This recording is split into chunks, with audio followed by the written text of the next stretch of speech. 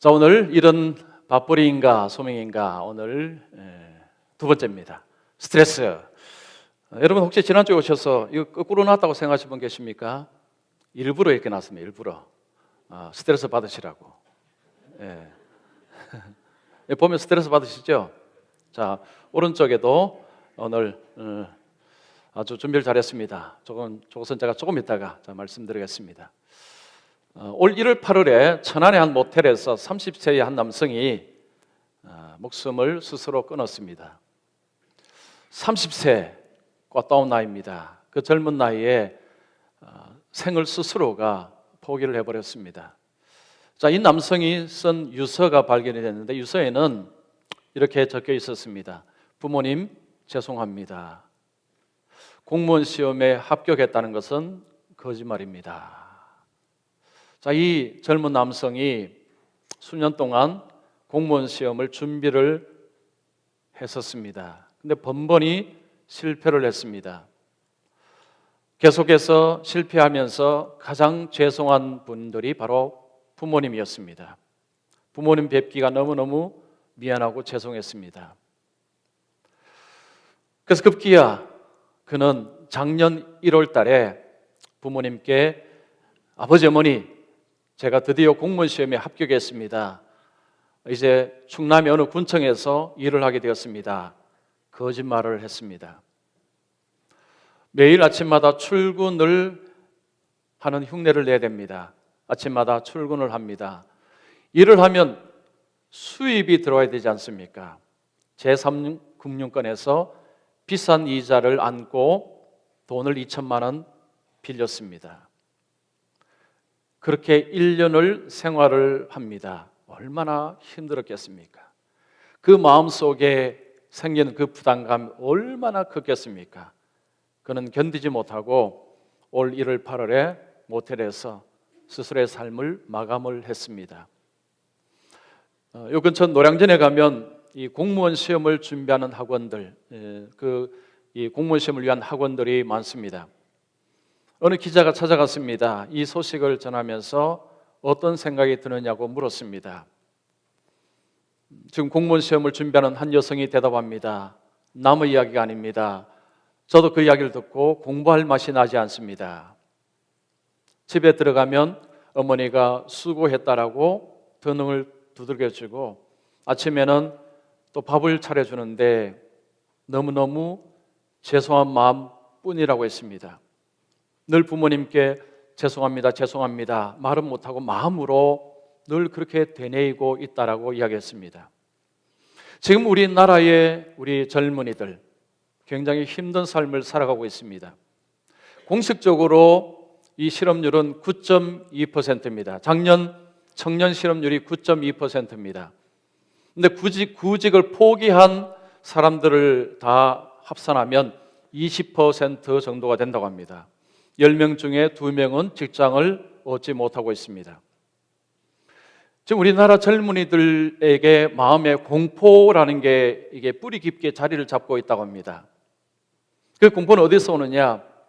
미래를 빼앗긴 것에서 오는 공포입니다. 미래에 다가올 고통이 미리 느껴지면서 가지는 감정이라고 합니다.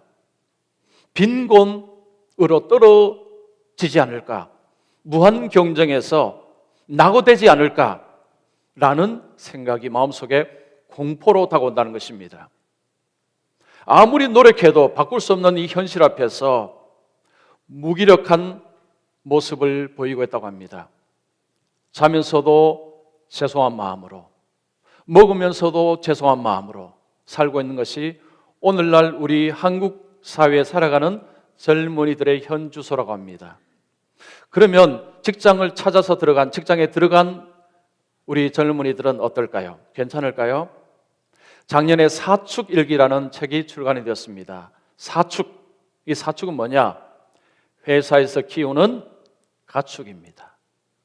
회사에서 뭔 가축을 키웁니까? 직장인을 빗대어서 사축이라는 표현을 썼습니다. 박봉에다가 고용 불안에다가 그리고 불합리한 조직 문화에 무조건 순종해야만 하는 현실을 살아가는 직장인이 마치 이 가축하고 뭐가 다르냐, 이런 의미에서 이 사축일기라는 책을 썼습니다. 그 내용의 책에 보면 이런 내용이 있습니다.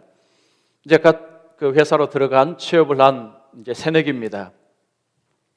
조금 전에 대리님께 뭔가 말했는데 대리님이 언짢은 표정을 지었는데 괜찮을까? 비품을 빌리러 가는 데마다 갈 때마다 마음이 조마조마하고, 내 이름을 부를 때마다 혹시 내가 뭘 잘못했나? 이런 생각이 자꾸 들고, 복사기를 돌리는데 이상하게 보통 때와 같은 다른 소리가 나면 내가 뭘 잘못 만졌나? 내가 뭘 실수했나? 이런 생각이 든다. 이런 글이 그 책에 새겨져 있습니다. 직장 생활하는 우리 젊은이들, 직장을 구하는 젊은이들 모두가 큰 스트레스를 받고 있습니다. 어느 쪽이 스트레스가 더 크겠습니까? 아무래도 직장을 구하는 젊은이들의 스트레스가 더 클 것입니다. 이 취업 포털 사이트 사람인이라는 곳에서 720명 젊은이들에게, 이 직장 구하는 젊은이들에게 물었습니다. 무엇이 가장 힘듭니까? 스트레스라고 했습니다. 그런데 그냥 스트레스가 아니고 극심한 스트레스라고 대답을 했습니다. 지금 우리나라에서 직장을 구하는 젊은이들, 직장을 다니는 젊은이들 모두에게 굉장히 스트레스가 많습니다. 자, 지난달에 우리 성도님들께 물었습니다. 직장 생활에서 무슨 생각이 많이 드십니까? 자, 우리 성도님들의 대답이 요 선물그릇에 있습니다. 한번 볼까요? 자, 제가 한번 풀어보겠습니다. 자, 여기 이게 선물그릇입니다. 그죠? 선물이죠? 이 선물에 자, 우리 성도님들이 일하시면서 무슨 생각을 하시는지 제가 한번 풀어보겠습니다. 자, 여러분 그림 보시면 10시 10분입니다. 그리고 이 달이 지금 떠 있죠. 지금 이 넥타이까지 메고 있는 직장인입니다. 자, 우리 성도님이라고 생각을 해보십시오. 자, 우리 성도님들께서 무슨 생각을 많이 하시는지 가장 많은 대답이 스트레스입니다. 스트레스. 자, 스트레스 제가 한번 붙여보겠습니다. 입에다가 붙일까요? 스트레스. 자, 스트레스가 너무 심하답니다. 그 다음에 두 번째, 사표. 이 사표는 어디 붙일까요? 이쪽 눈에다가 붙여보겠습니다. 사표. 할 때마다 힘들어서 사표 써야지. 그 생각한다는 거죠. 그 다음, 한숨. 한숨은 어디 붙일까요? 이 한숨을 입에 붙여야 되는데 코에 붙이겠습니다. 한숨. 자, 그 다음에 우리 성도님들이 많이 생각하는 것이 주여, 이거랍니다. 주여. 이건요, 가슴에다 붙일게요. 주여. 마지막은 짜증입니다. 짜증은 자, 이 오른쪽 눈에다가 붙이겠습니다. 제가 좀 잘못 붙였네요. 그죠? 자, 우리 교회 성도님들이 자, 일을 하면서요, 스트레스, 한숨, 짜증, 그리고 주여, 일을 힘들게 하고 계십니다. 일이 굉장히 어렵습니다. 지난주에 제가 자, 일은 선물이다 말씀드렸습니다. 일은 선물이다. 하나님께서 탁월하게 일하시는 일꾼이시고 하나님 일하심으로 이 아름다운 세상이, 그리고 우리가 만들어지고, 그리고 우리가 좋은 것을 누릴 수 있게 되었다. 그리고 하나님은 우리에게 이 일을 주심을 통해서 하나님의 좋은 것을 누릴 수 있는 그런 은혜를 우리에게 주셨다 말씀드렸습니다. 그래서 우리가 일을 하면 보람이 있고 즐겁고 기쁘고 좋아야 하는데, 근데 막상 선물꾸러미를 떡 열어보니까 뭐가 있습니까? 스트레스, 짜증, 사표. 분명히 선물이면 좋아야 되는데 현실은 어렵습니다. 쉽지가 않습니다. 여러분, 이게 왜 이렇게 되었습니까? 인간이 반역했기 때문입니다. 하나님을 반역했기 때문입니다. 아담과 하와가 하나님을 반역했기 때문에 그 결과로 일어난 일이 이런 현실입니다. 스트레스. 자, 죄라는 것이요, 범죄가 많이 바꾸었습니다. 하나님을 반역하는 것이 세상을 많이 바꾸었습니다. 자, 하나님께 반역하는 것이 일을 어떻게 바꾸었는지, 자, 오늘 읽은 본문을 가지고 말씀을 드립니다. 자, 먼저 첫 번째는 죄가 일이 고통이 되도록 했습니다. 죄는 일이 고통이 되도록 만들었다는 것입니다. 하나님께서 아담과 하와를 만드셨습니다. 그들에게 주신 그 장소는 에덴 동산입니다. 모든 것이 구비되어 있습니다. 모든 것이 준비되었습니다. 그들은 그 낙원에서 모든 것을 누리며 살 수가 있었습니다. 그런데 하나님께서 딱 한 가지 하지 말라고 했습니다. 선악을 알게 하는 나무의 열매는 먹지 말라. 자, 창세기 2장 17절에 선악을 알게 하는 나무의 열매는 먹지 말라. 내가 먹는 날에는 반드시 죽으리라. 자, 하나님께서 선악을 알게 하는 나무는 먹지 말라고 했습니다. 어떤 책에 보니까 자꾸 사과나무라고 합니다. 여러분, 사과나무 아닙니다. 제가 그런 책을 몇 권 본 적이 있어요. 자꾸 사과나무라고 이야기합니다. 사과나무가 아닙니다. 선악을 알게 하는 나무입니다. 자, 그런데 이 하나님께서 선악과를 만드시고 하신 모습이 좀 유치해 보입니다. 열매 하나 따먹었다고 죽는다, 경고하고 엄중히 말씀하시는 모습이 조금 유치해 보입니다. 왜 그렇게 하셨을까요? 여러분, 그 선악을 알게 하는 나무에 무슨 마법이 걸렸느냐? 아닙니다. 거기는 마법이 걸렸지 않습니다. 선악을 알게 하는 나무는 하나님과 아담과 하와 사이를 규정하는 상징물입니다. 아담과 하와는 피조물이라는 거죠. 피조물이고 창조주는 따로 있다는 것입니다. 주권자는 따로 있다는 거죠. 아담과 하와는 자발적으로 하나님 앞에 순종해야 될 존재라는 것을 알려주는 것이 선악을 알게 하는 나무입니다. 그 나무를 볼 때마다 아하, 우리는 피조물이지, 나는 피조물이지 라는 생각을 가지라는 것입니다. 자, 그러면 그들이 거기에 순종을 했습니까? 아닙니다. 정면으로 위반을 했습니다. 뱀이 와서 꼬드깁니다. 하나님이 거짓말하고 있다. 하나님이 지금 거짓말하고 있으니까 속지 말아라. 그것을 먹으면 너희들은 하나님처럼 된다. 하나님은 너희가 하나님처럼 되는 것을 두려워하고 있는 것이다. 하나님 말에 속지 말아라. 너희들은 주권자다. 너희들 스스로가 인생을 계획하고 스스로가 서서 걸어갈 수 있다. 하나님 없이도 너희들은 잘 살 수 있다라고 이야기했습니다. 아담과 하와가 그 말에 귀가 솔깃했습니다. 하나님의 말씀보다는 사단의 말을 더 들었습니다. 어떻게 되었습니까?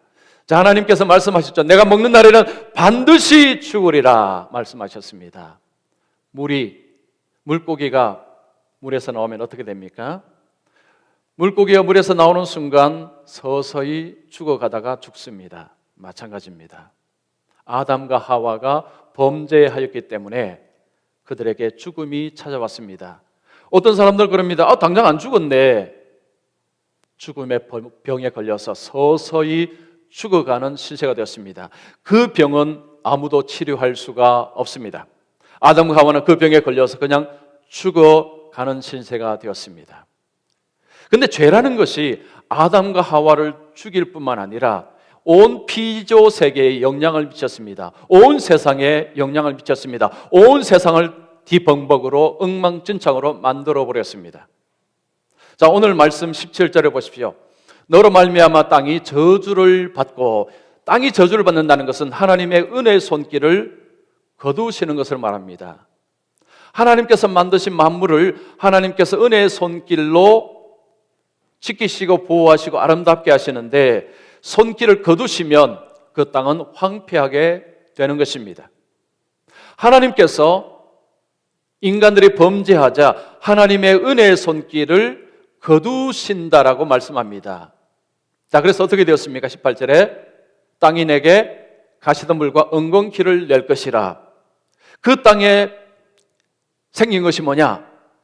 가시덤불, 엉겅퀴입니다. 가시덤불은 가시가 있는 잡초를 말합니다. 엉겅퀴도 마찬가지입니다. 이 잡초는요, 번식력이 굉장히 강합니다. 이 잡초가 땅에 딱 뿌리를 내렸다. 그러면 그 주위에 있는 식물들이 살아남지를 못합니다. 농부들은 그 잡초를 빨리빨리 제거해야 좋은 식물들이 살아나도록 할 수가 있습니다. 땅이 저주를 받았습니다. 가시덤불과 엉겅퀴를 냅니다. 그로 인해서 사람들에게도 나쁜 일들이 일어났습니다. 자, 17절에 너는 평생에 수고하여야 그 소산을 먹으리라 말씀이 있습니다. 자, 아담과 하와에게 말씀하시는데 특별히 아담에게 너는 평생에 수고하여야, 여기서 수고한다는 것은 고통을 당한다는 것을 말합니다. 평생에 살았을 동안에 너는 일로 인해서 고통을 당하게 될 것이다. 그리고 19절 보십시오. 내가 죽을 때까지 얼굴에 땀을 흘려야 먹을 것을 먹으려니 먹을 것이라 말씀합니다. 아담은 죽을 때까지, 흙으로 돌아갈 때까지 여기서 땀을 흘린다는 것은 그냥 조금 땀방울 흘리는 정도가 아닙니다. 고된 노동으로 기진맥진하는 그런 모습을 그리고 있습니다. 그 노동으로 아담은 기진맥진하고 코에 땀이 송송 맺히고 숨을 가쁘게 몰아쉬는 이런 엄청난 고통을 당하게 되었다는 거죠. 하와는 해산의 고통을 당하게 되었다라고 이야기합니다. 자, 인간은 일을 통해서 고난을 당합니다. 그런데 하나님께서 은혜로우신 분이라 이 고난이 우리에게 유익되게도 하십니다. 여러분 시편 119편 71절 말씀, 자 같이 읽습니다. 고난당한 것이 내게 유익이라 이로 말미암아 내가 주의 율례들을 배우게 되었나이다.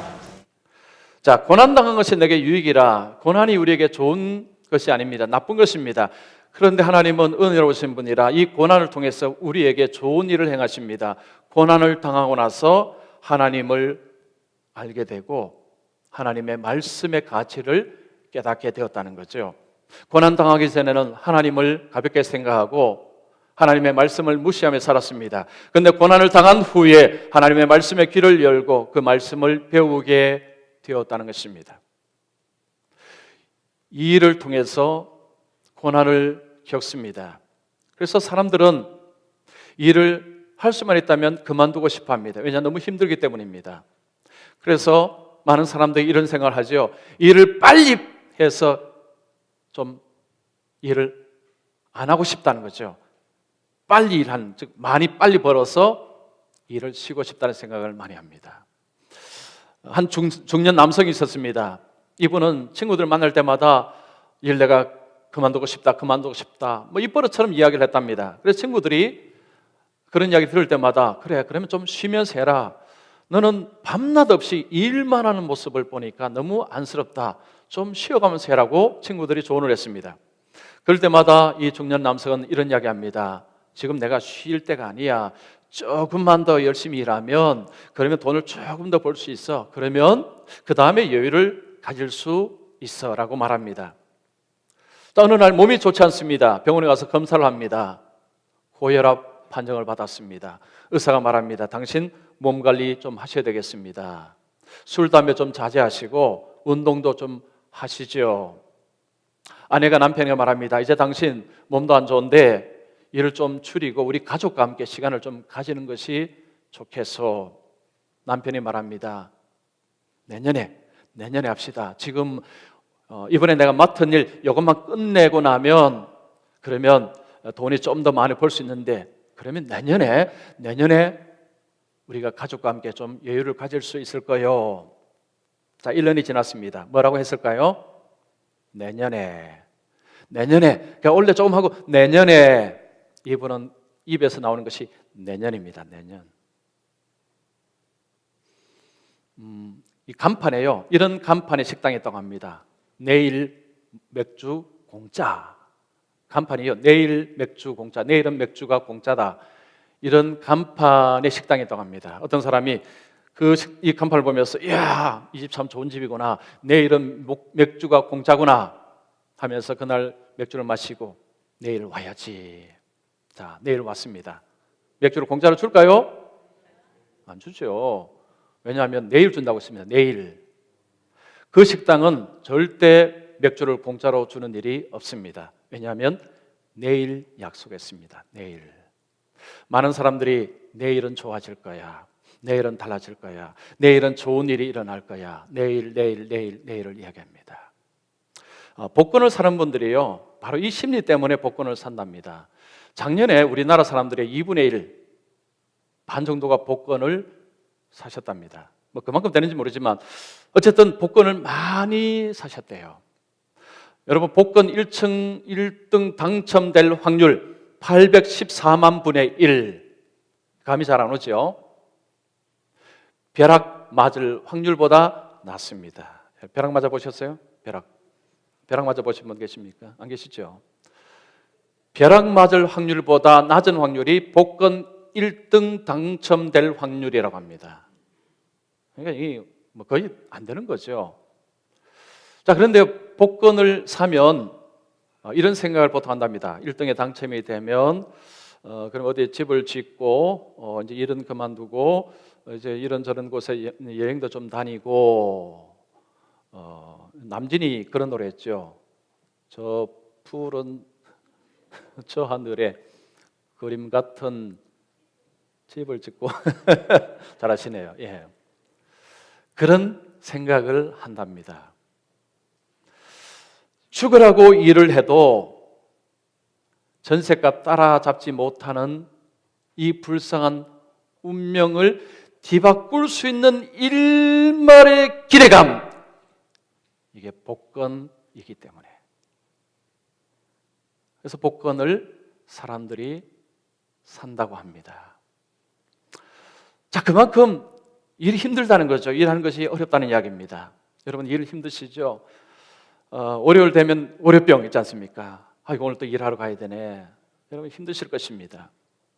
힘드실 때마다 이런 생각 한번 해보셨으면 좋겠습니다. 일이 왜 이렇게 힘들어졌을까?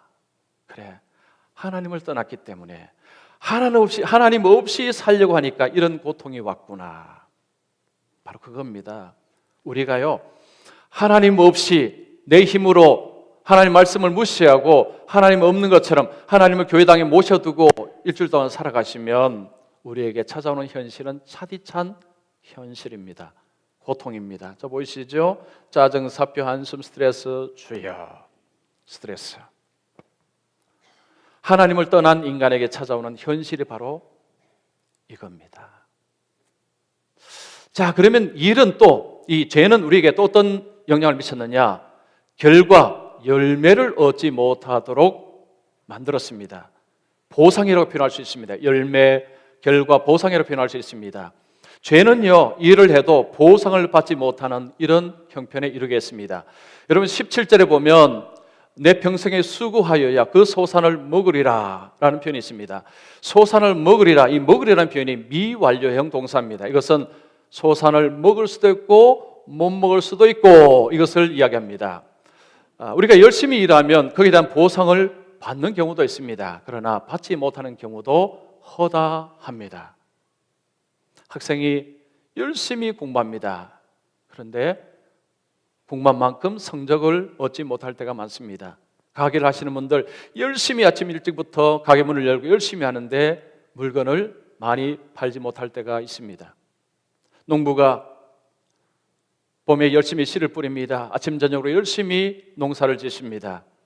그런데 갑자기 태풍이 나와서 홍수가 일고 가뭄이 일어서 수확을 못하는 경우들이 있습니다. 노력하고 애써도 결실을 하지 못하는 일들이 일어난다는 것입니다.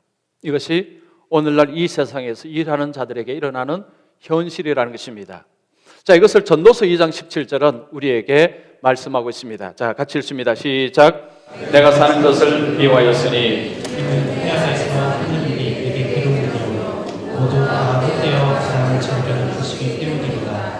자, 여기서 내가 사는 것을 미워하였노니, 참 표현이 아주 의미심장하죠.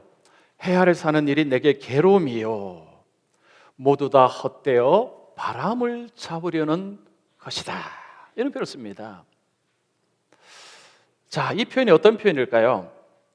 우리는 일을 하면서 업적을 쌓기를 원합니다.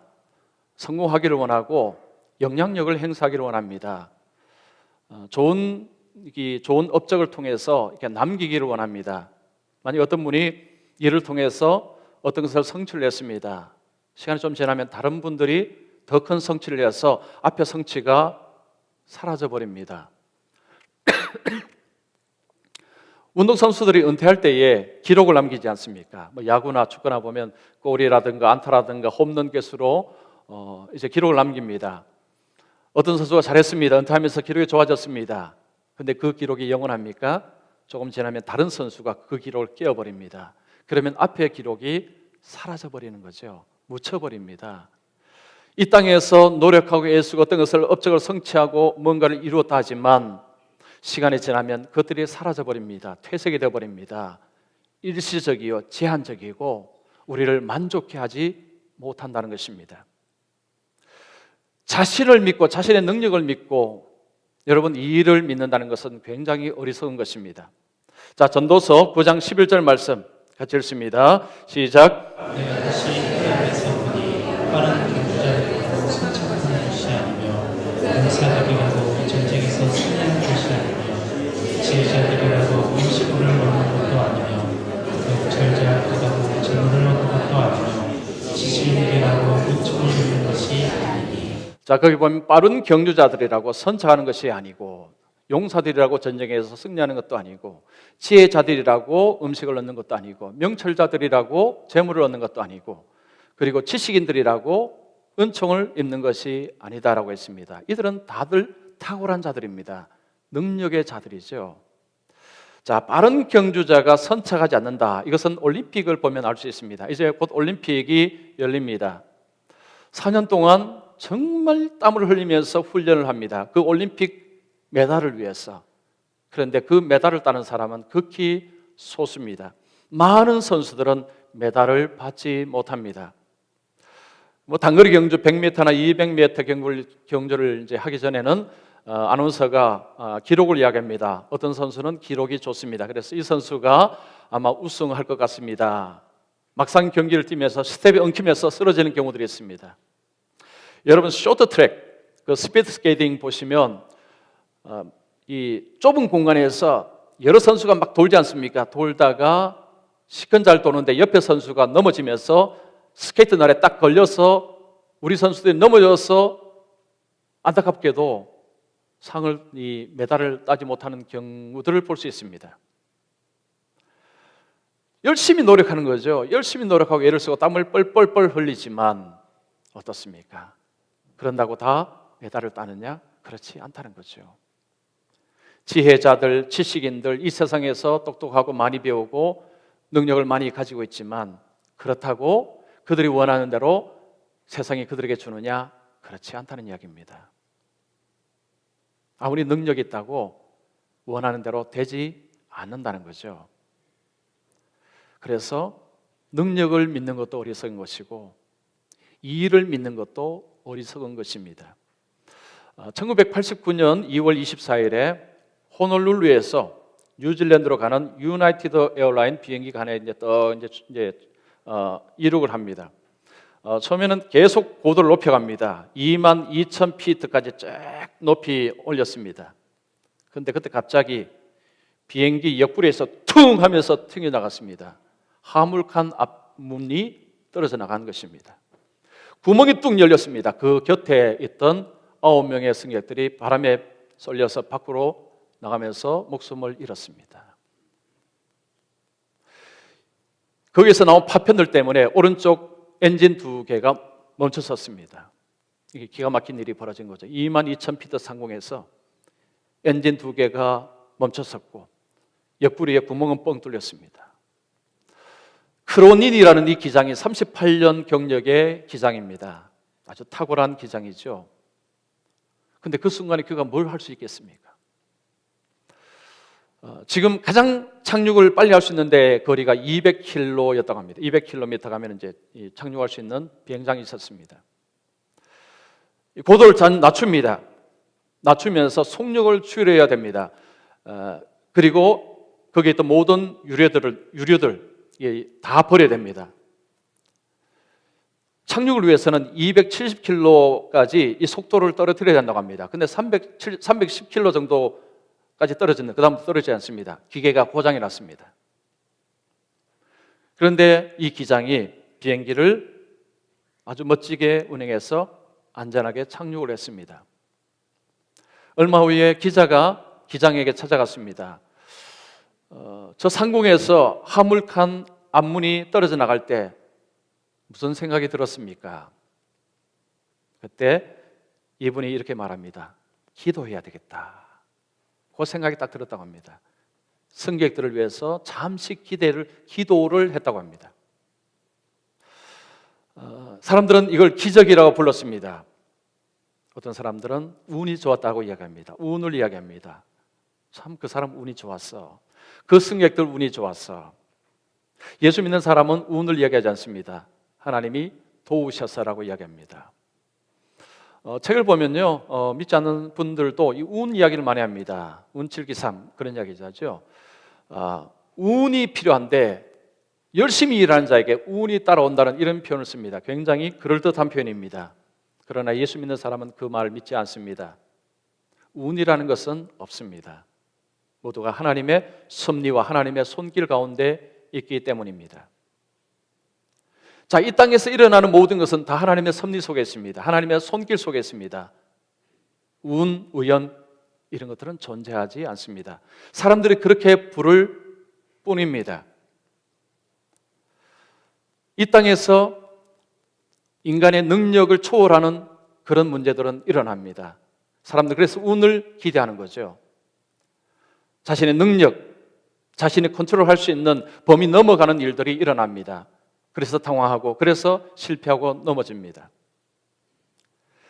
그래서 우리에게 필요한 것이 하나님의 자비로운 손길입니다.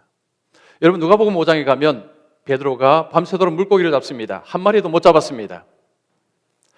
아침에 그물을 깁습니다. 이제 집으로 들어가려고 합니다. 예수님께서 베드로에게 말씀합니다. 깊은 데로 가서 그물을 내려 고기를 잡으라고 했습니다. 베드로의 입장에서는 이거 말도 안 되는 소리입니다. 베드로는 어부입니다. 물고기를 잡는 어부입니다. 직업이 어부입니다. 예수님은 어부가 아닙니다. 밤새도록 여기저기 다 던져보았을 것입니다. 물고기를 한 마리도 못 잡았습니다. 이 사람이 무슨 이야기를 하나 무시하고 아마 갈 수도 있었을 것입니다. 베드로가 뭐라고 말합니까? 선생님, 우리들이 밤이 새도록 수고하였으되 잡은 것이 없지만은 말씀에 의지하여 그물을 내리리다. 내렸습니다. 어떻게 됐습니까? 물고기들이요, 자, 우리 저 그물로 다 들어가자 하면서 그 그물로 다 들어왔습니다. 그동안 그 물고기 어디 있었을까요? 다 숨어 있었습니다. 여러분 모르시죠? 다 숨어 있다가 이제 주님 명령이 떨어지자 우리 저 물고기 저 그물로 다 들어가자 하면서 다 들어온 거예요. 또 그걸 믿으시면 안 됩니다. 네. 자, 물고기들이 2배 가득 차게 넘쳤습니다. 이 사건은 우리에게 뭘 이야기해 줍니까? 밤새도록 일을 해도 얻은 것이 없는 인생이 우리의 인생이라는 거죠. 그런 인생일 경우가 너무 많다는 것. 두 번째는 그러나 하나님의 은혜로운 손길이 한번 들어가니까 완전히 달라진다는 것을 보여줍니다. 한 마리도 못 잡았습니다. 2배 가득 차게 됐습니다. 똑같은 바다입니다. 똑같은 그물입니다. 똑같은 사람이 그물을 던졌습니다. 그런데 결과는 달라졌습니다. 이유가 무엇입니까? 예수님이 말씀하시니까. 여러분 바로 그겁니다. 예수님이 말씀하시니까 달라졌습니다. 베드로도 긴가민가 했었을 것입니다. 그런데 말씀에 의지하여 던져보니까 이거 웬걸요? 세상에 이런 일이 일어날 수도 있는가? 일이 고통이기 때문에 사람들은 어쨌든 일을 빨리 마치려고 하다 보니까 어떤 현상이 벌어지느냐? 일 중독에 걸립니다. 우리 한국 사람들이 일 중독에 많이 걸린다고 합니다. 그러니까 일을 열심히 해서 빨리 돈을 벌여서 자식도 해야 되고 이제 뭐도 해야 되고 하니까 일 중독에 걸리는 것입니다. 워커홀릭에 걸리는 거죠. 그러면 육체 질병이 옵니다. 그리고 정서적으로 문제가 생깁니다. 우리 한국 사람들이요, 분노 조절 장애가 많다고 합니다. 분노가 조절이 안 된다는 거죠. 왜 그런지 아십니까? 마음에 여유가 없습니다. 이 일 중독자들의 특징은요, 가만히 있으면요 못 견뎌요. 뭔가를 해야 됩니다. 뭘 나사를 박든지 뭘 박아야 돼요. 아니면 견디지를 못합니다. 쉼을 쉴 줄을 모릅니다. 요즘 신문에 보면 멍 때리기 좀 하십시오라는 기사가 있습니다. 멍 때리기. 그냥 멍 때리라는 거죠. 아무것도 하지 말고 그냥 멍하게 있는 시간도 필요하다는 이야기입니다. 쉼이 필요합니다. 이 쉼이 없으면 사람이 불안해집니다. 그러면 심리적으로 문제가 생깁니다. 우리나라 중년 부부들이 대화가 많이 없다고 합니다. 세상 중에 한 쌍은요 하루에 30분도 대화를 안 한답니다. 자, 여러분 대화하십니까? 하루에 30분도 대화를 안 합니다. 하루에 30분 대화를 안 하게 되면 어떻게 될까요? 그리고 자녀와의 관계는 어떻습니까? 왜 그런 현상이 벌어지냐? 이유가 뭐냐? 대답이 일 때문이라고 합니다. 일 때문에 그렇게 못하고 있다는 거죠. 지금 일 중독에 헤매고 있습니다. 우리에게 쉼이 필요합니다. 자, 어떤 쉼이 필요할까요? 예수님이 말씀하셨습니다. 수고하고 무거운 짐진 자들아 다 내게로 오라. 내가 너희를 쉬게 하리라. 집에서 그냥 누워있는 게 쉼이 아닙니다. 물론 그것도 쉼이지만 하나님 우리에게 진짜 주시는 쉼은 주님 안에서 쉼입니다. 주님 앞에서 예배하며 주님을 섬기며 교회를 섬김을 통해서 주시는 안식. 구약에는 안식일을 엄하게 다스렸습니다. 안식을 지켜야 아니면 죽이라고 했습니다. 왜 그렇습니까? 하나님이 통치하시고 하나님이 먹이신다는 것을 불신하게 되면 결국은 다른 것을 신으로 삼고 섬깁니다. 돈입니다. 돈이 우상이 되어버린다는 거죠. 그래서 안식일을 엄하게 다스렸습니다. 여러분 주일이 얼마나 중요하다고 생각하십니까? 안 와도 뭐 주는 일이 없죠. 별탈 일어나지 않습니다. 영혼이 죽어갑니다. 영혼이 죽어간다는 것을 생각하셔야 됩니다. 일은 우리를 구원하지 못합니다. 여러분 죽어라 일한다고 일이 여러분 구원하지 못합니다. 일은 우리를 건져내지 못합니다. 우리가 일을 믿게 되면 그때부터 우리의 영혼과 우리의 모든 것은 망가집니다. 우리가 믿어야 될 대상은 일이 아니라 주님이십니다. 우리는 예수 그리스도를 믿어야 됩니다. 왜냐?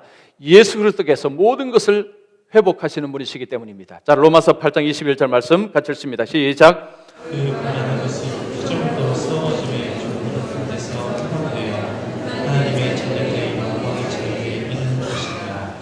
자, 피조물도 썩어지며 종노릇해서 해방되어 이 피조물은 피조 세계를 말합니다. 자, 예수님께서 재림하시고 메시아 왕국이 세워지면 그 피조물조차도 다시 회복된다는 것입니다. 이전 상태로 회복된다는 거예요. 이전 상태 구부러지지 않았던 상태로 다시 회복이 된다는 것입니다. 아무리 기술이 발달하고요, 아무리 의학이 발달해도 옛날로 돌아갈 수 없습니다.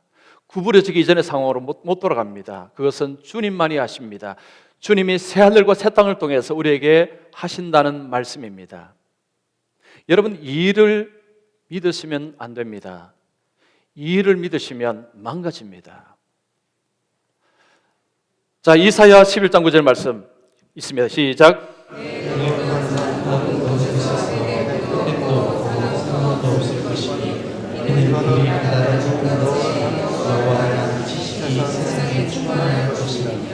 자, 예수님이 오시는 재림 그리고 메시아 왕국 때는요 해함도 없고 상함도 없다는 것입니다. 그 앞에 보면 어린 아이가 독사굴에 손을 넣어도 상함이 없다는 이야기가 나옵니다. 그리고 소하고 사자, 이리 늑대들이 함께 어울려 다니는 평화로운 세상을 그리고 있습니다. 우리가 왜 주님을 믿어야 되느냐? 주님은 모든 것을 회복하실 수 있는 분이기 때문입니다. 일은 우리를 실망시킵니다. 그러나 주님은 우리를 실망시키지 않습니다. 우리를 구원하십니다. 일은 필요합니다. 그러나 일은 우리에게 많은 고통을 줍니다. 여러분 직장에 가셨을 때 먼저 주님 앞에 무릎을 한번 꿇어 보십시오. 가게를 하시면 가게 문을 여시고 먼저 하나님 앞에 자신을 한번 드리는 시간을 잠시 가져보십시오.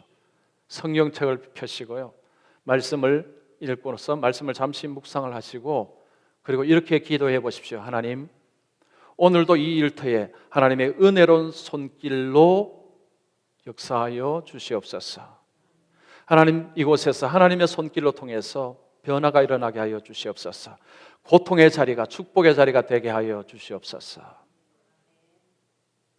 베드로가 주님 말씀에 의지하여 그물을 내릴 때에 그에게 일어난 일들, 그러나 우리가 우리 힘으로 가려고 할 때 거기는 이런 것들만 잔뜩 옵니다. 짜증, 사표, 한숨, 스트레스. 주여, 주님께서 우리에게 방법을 가르쳐 주셨습니다. 주님의 은총 손길이 닿으면 상황은 바뀐다는 거죠. 여러분, 한 주간 일하시면서 힘드실 것입니다. 힘들고 어려울 때마다 주님 밖으로 벗어나면 이렇게 힘들지, 그러나 주님 안으로 들어가면 주님이 그 짐을 벗기시고 우리에게 새로운 것을 주시는 주님이심을 믿으셔서 주님 안에서 일하시며 주님 안에서 보람과 기쁨을 맛보시기를 축원합니다. 우리 찬양 같이 하도록 하겠습니다.